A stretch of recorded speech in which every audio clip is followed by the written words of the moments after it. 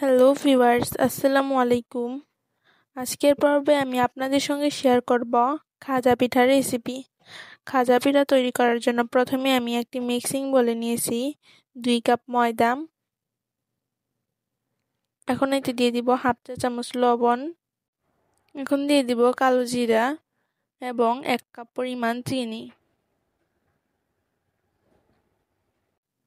চিনিটা দিয়ে এখন ভালোভাবে আমি মিশিয়ে নিব।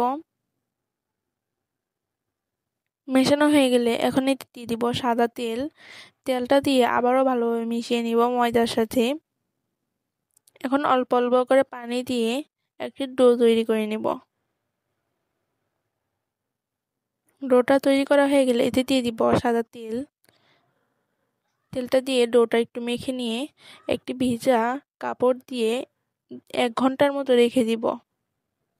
1 ঘন্টা পর আমি একটা লেচি নিয়ে বড় এবং পাতলা করে রুটিটা বেলে নিব।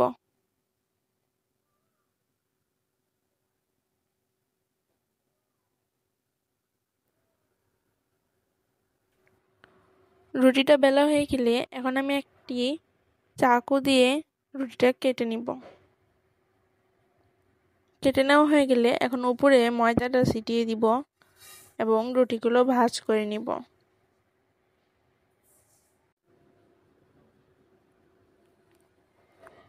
আমি আবারও একটা ভাঁজ করে দেখিয়ে দিচ্ছি ঠিক কীভাবে ভাঁজ করবেন।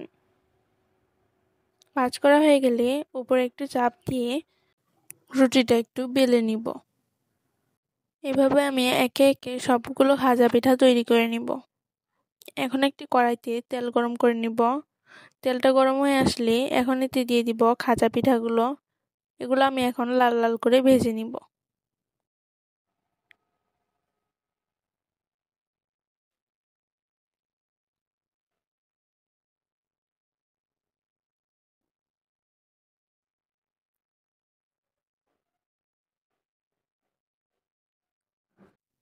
খাজা পিঠাগুলো ভেজে এখন আমি একটি প্লেটে রেখে দিব। এখন আমি খাজা পিঠার জন্য চিনির শিরাটা তৈরি করে নিব। চিনির শিরাটা তৈরি করা হয়ে গেলে খাজা পিঠার উপরে দিয়ে দিব। তো আজকে আমার রেসিপিটি এই পর্যন্তই। আপনারা সবাই ভালো থাকবেন এবং আমার চ্যানেলটি সাবস্ক্রাইব করে দিবেন। আর আমার আজকের এই রেসিপি আপনাদের কাছে কেমন লাগলো অবশ্যই কমেন্ট বক্সে জানাবেন। আল্লাহ হাফেজ।